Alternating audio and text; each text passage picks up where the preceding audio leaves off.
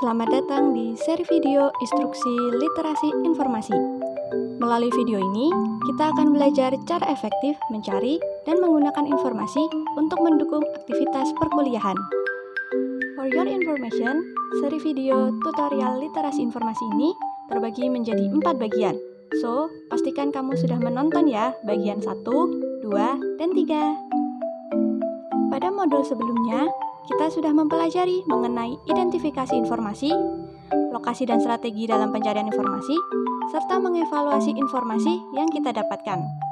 Maka, selanjutnya pada video ini kita akan membahas mengenai etika penggunaan informasi dengan etis dan legal. Hal yang perlu kita ketahui terlebih dahulu, bahwa dalam menggunakan informasi yang kita peroleh, kita perlu memiliki kemampuan untuk mengartikulasi diri secara positif dalam berinteraksi melalui media baru. Contoh bentuk dari etika itu sendiri seperti tidak menjiplak atau mengakui hak cipta karya orang lain, serta menggunakan alat pendukung yang sudah sesuai standar legal, yang akan menjadi topik utama pembahasan pada video ini.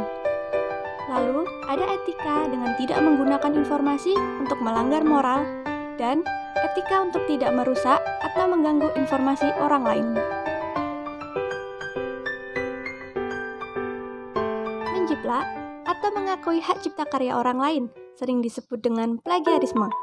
Berdasarkan Peraturan Menteri Pendidikan Republik Indonesia Nomor 17 Tahun 2010, pengertian plagiarisme adalah perbuatan dengan sengaja maupun tidak untuk mendapatkan kredit atau nilai suatu karya ilmiah dengan mengutip sebagian atau seluruh karya dan atau karya ilmiah pihak lain yang diakui sebagai karya ilmiahnya, tanpa menyatakan sumber secara tepat dan memadai. Nah, hasil dari plagiarisme ini disebut dengan plagiat, sedangkan pelakunya disebut dengan plagiator. Dari pengertian tersebut, mengingatkan kita bahwa terkadang dalam mengerjakan tugas atau menciptakan suatu karya ilmiah, kita secara tidak sadar melakukan plagiarisme.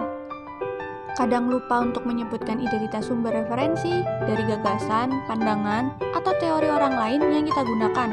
Bahkan sampai ada kasus publikasi tulisan orang lain sebagai tulisan sendiri. Kasus-kasus inilah yang sering dijumpai pada Civitas Akademika. Terus, kalau plagiat, emang kenapa? Tentu saja akan ada sanksi yang diberikan. Nih ya, pada Peraturan Menteri Nomor 17 Tahun 2010 dijelaskan, kalau ada mahasiswa yang terbukti melakukan plagiarisme, maka mahasiswa akan memperoleh sanksi, mulai dari 1. Teguran 2. Peringatan tertulis 3. Penundaan pemberian sebagian hak mahasiswa 4. Pembatalan nilai 5. Pemberhentian dengan hormat dari status sebagai mahasiswa 6. Pemberhentian secara tidak hormat dari status sebagai mahasiswa. Dan yang ketujuh, pembatalan ijazah apabila telah lulus dari proses pendidikan. Serem kan? Makanya kita perlu memperhatikan tindakan kita dalam menggunakan informasi. Langkah yang harus kita perhatikan agar terhindar dari plagiarisme yaitu: pertama, ketika ingin mengutip perkataan atau kalimat dari buku, artikel, maupun karya tulisan yang lain, lebih baik menggunakan tanda petik jika kutipannya relatif pendek, yaitu kurang dari 3 baris atau 40 kata, atau saat mengambil langsung satu kalimat. Dan jangan lupa untuk memberikan identitas sumbernya. Lalu, bagaimana jika tulisan yang ingin dikutip panjang atau lebih dari satu paragraf? Maka, kita dapat melakukan cara yang kedua, yaitu dengan meringkas tulisan yang ingin digunakan untuk menghindari plagiarisme. Tentu saja, kita tetap harus mencantumkan identitas rujukan pada daftar pustaka dengan baik dan benar. Cara selanjutnya, dengan melakukan parafrase atau membahas kembali ide atau gagasan orang lain dengan menggunakan kata-kata sendiri. Tentu saja, tetap menyebutkan sumbernya. Karena yang dilakukan hanya mengubah tatanan bahasa tanpa merubah maksud atau makna dari ide gagasan dari sumber yang digunakan. Hal ini juga termasuk bila kita mencantumkan terjemahan dari kalimat yang kita rujuk. Jangan asal di-copy paste ya. Dan cara keempat, dapat menggunakan aplikasi anti-plagiarisme untuk mengecek apakah tulisan atau karya yang kita buat masih mengandung hal plagiat atau tidak. Alat yang bisa digunakan seperti Turnitin, Copyfind, Viper, Plagscan.com, Plagium.com, Duplicator, Plagiarism Checker, dan lain sebagainya. Selain alat untuk mengecek kandungan plagiat, ada pula aplikasi Reference Manager yang dapat digunakan untuk mengelola citasi dan penulisan daftar pustaka. Nah, beberapa reference manager yaitu ada Mendeley, Zotero, EndNote, ReadCup, Kika, Readme, dan lain-lain. Melanjutkan pembahasan dari alat pendukung sebelumnya, kami akan memberikan contoh cara menggunakan alat pendukung yang sudah sesuai standar legal, yaitu Mendeley. Sebelumnya, pastikan teman-teman sudah menyambungkan Microsoft Word kalian dengan Mendeley, sehingga terdapat pilihan Mendeley Site pada menu reference kalian ya. Langkah pertama adalah dengan menginput dokumen atau file yang ingin disitasi pada aplikasi Mendeley. Cara menambahkannya dengan menggunakan fitur Add yang berada di pojok kiri atas, lalu pilih Add Files jika dokumen berupa files yang sudah di-download. Nah, kalau folder ya menyesuaikan Add Folder, dan lain-lainnya. Selanjutnya, bisa pilih files yang akan disitasi, lalu klik Open.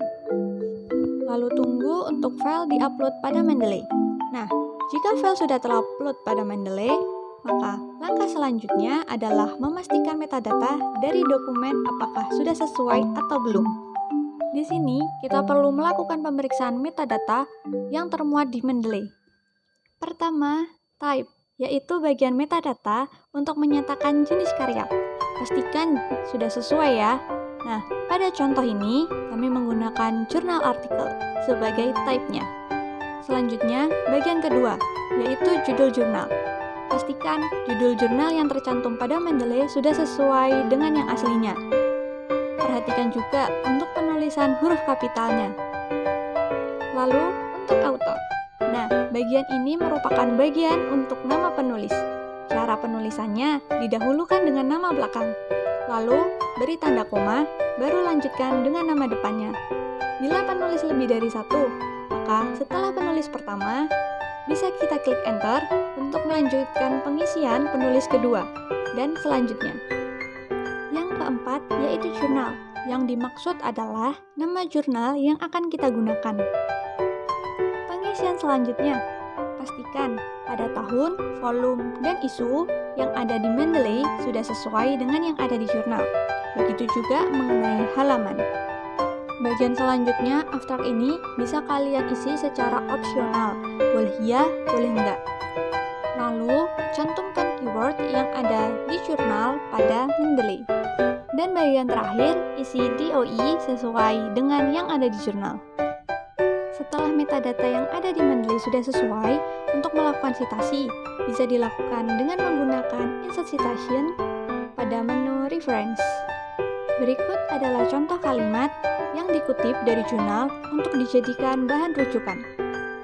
Klik Insert Citation, lalu akan keluar alat bantu untuk menginput dokumen yang ada di Mendeley dengan menuliskan judul atau nama penulis. Pilih dokumen yang ingin disitasi, lalu klik OK. Maka citasi otomatis akan dibuat seperti ini. Jika semua rujukan sudah disitasi, dengan kita mengklik Insert Bibliografi, maka kita bisa membuat semua bibliografi atau daftar pustaka secara otomatis dan cepat. Bahkan, daftar bibliografi yang dibuat Mendeley sudah diurutkan berdasarkan abjad penulis. Kita pasti sering kan menemukan informasi yang mengandung sara, yaitu isu mengenai suku, agama, ras, dan antar golongan. Hal ini merupakan contoh dari bentuk penggunaan informasi yang salah karena melanggar moral. Informasi yang disebarkan dapat menyinggung pihak terkait dan tentu saja akan menciptakan perpecahan di masyarakat. Sehingga kita perlu memperhatikan masalah ini dengan berhati-hati dalam menggunakan informasi yang ada di sekitar kita sebagai pengguna informasi yang baik. Pada era kecanggihan teknologi informasi yang terus berkembang, Tentu saja, banyak pula tindakan perusakan terhadap informasi. Contohnya adalah dengan memanipulasi terhadap informasi yang didapatkan. Kemudian informasi tersebut disebarkan dengan tidak benar, yaitu seperti berita hoaks, dan menghasut masyarakat untuk mempercayai informasi tersebut.